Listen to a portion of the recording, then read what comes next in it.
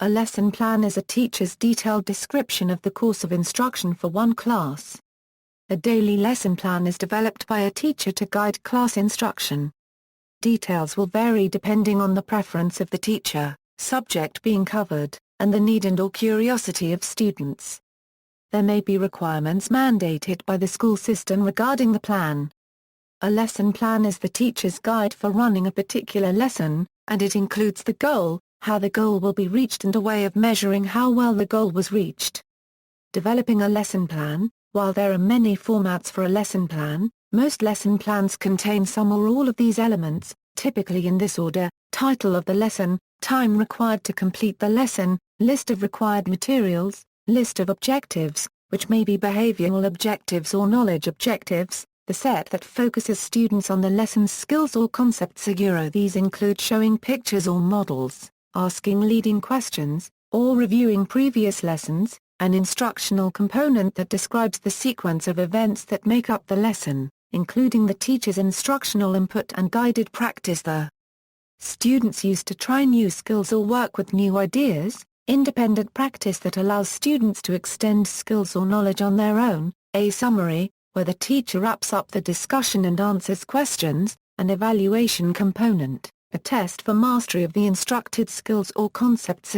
Such as a set of questions to answer or a set of instructions to follow, a risk assessment where the lesson's risks and the steps taken to minimize them are documented. Analysis component the teacher uses to reflect on the lesson itself. Such as what worked, what needs improving, a continuity component reviews and reflects on content from the previous lesson, a well-developed lesson plan. A well-developed lesson plan reflects the interests and needs of students. It incorporates best practices for the educational field. The lesson plan correlates with the teacher's philosophy of education, which is what the teacher feels is the purpose of educating the students. Secondary English program lesson plans, for example, usually center around 4 topics. They are literary theme, elements of language and composition, literary history, and literary genre. A broad, thematic lesson plan is preferable, because it allows a teacher to create various research, writing, speaking, and reading assignments. It helps an instructor teach different literature genres and incorporate videotapes, films, and television programs. Also, it facilitates teaching literature and English together. Similarly, history lesson plans focus on content, analytic thinking, scaffolding, and the practicality of lesson structure and meeting of educational goals. School requirements and a teacher's personal tastes, in that order, determine the exact requirements for a lesson plan. Unit plans follow much the same format as a lesson plan, but cover an entire unit of work, which may span several days or weeks. Modern constructivist teaching styles may not require individual lesson plans. The unit plan may include specific objectives and timelines, but lesson plans can be more fluid as they adapt to student needs and learning styles. Setting objectives. The first thing a teacher does is create an objective, a statement of purpose for the whole lesson. An objective statement itself should answer what students will be able to do by the end of the lesson. Harry Wong states that, each objective must begin with a verb that states the action to be taken to show accomplishment. The most important word to use in an assignment is a verb, because verbs state how to demonstrate if accomplishment has taken place or not. The objective drives the whole lesson, it is the reason the lesson exists. Care is taken when creating the objective for each day. Unregistered trademark lesson, as it will determine the activities the students engage in. The teacher also ensures that lesson plan goals are compatible with the developmental level of the students. The teacher ensures as well that their student achievement expectations are reasonable. Selecting lesson plan material. A lesson plan must correlate with the textbook the class uses. The school usually selects the textbooks or provides teachers with a limited textbook choice for a particular unit. The teacher must take great care and select the most appropriate book for the students. Types of assignments. The instructor must decide whether class assignments are whole class, small groups, workshops, independent work, peer learning, or contractual, Whole class the teacher lectures to the class as a whole and as the class collectively participate in classroom discussions. Small groups students work on assignments in groups of 3 or 4. Workshops students perform various tasks simultaneously.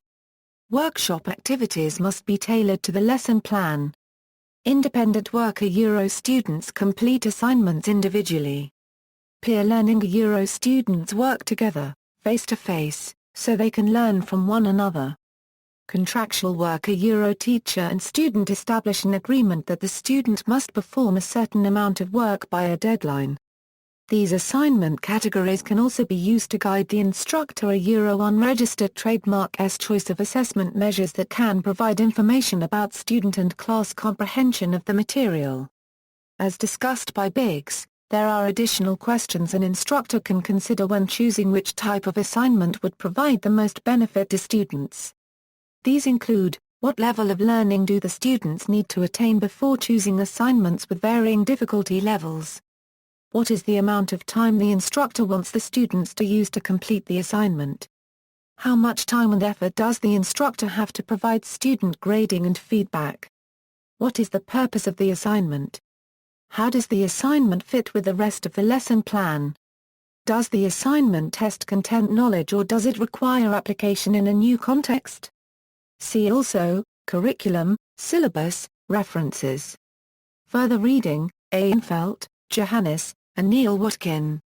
100 Ideas for Essential Teaching Skills. New York, Continuum, 2006. Carey, Lou. Dick, Walter, The Systematic Design of Instruction, Glenview, Scott, Forsman, ISBN A978-0-673-15122-3. Gunn, Robert. Briggs, Leslie, Principles of Instructional Design, New York, Holt, Reinhardt and Winston, ISBN A978-0-03-0081712, HDL, 2027/MDP 39,015,004,151,000. Sadukov, Peter, and Ryan, Mark. Writing Effective Lesson Plans, The 5-Star Approach. Boston, Allen and Bacon, 2008. Salisbury, Denise E., and Melinda Schoenfeld. Lesson Planning, a Research-Based Model for K-12 Classrooms. Alexandria, Virginia, Prentice Hall, 2008. Scaron, Janice. Powerful Lesson Planning, Every Teacher's Guide to Effective Instruction. Thousand Oaks, California, Corwin Press, 2006. Thompson, Julia G. First Year Teacher's Survival Guide, Ready-to-Use Strategies, Tools and Activities for Meeting the Challenges of Each School Day. San Francisco, Josie Bass, 2007. Tileston, Donna E. Walker. What Every Teacher Should Know About Instructional Planning. Thousand Oaks, California, Corwin Press, 2003. Wolf, Shoshana. Your Best Year Yet. A Guide to Purposeful Planning and Effective Classroom Organization. New York, Teaching Strategies, 2006. See also, Bloom's Taxonomy, Lesson, NCLB, Hot Chalk, Lesson Planet, External Links, TES Lesson Plans, Common Curriculum, a free online lesson planner, LearnBoost, a subscription-based lesson planning tool, Planbook, a different subscription-based lesson tool, Lesson Planning to Common Core Standards.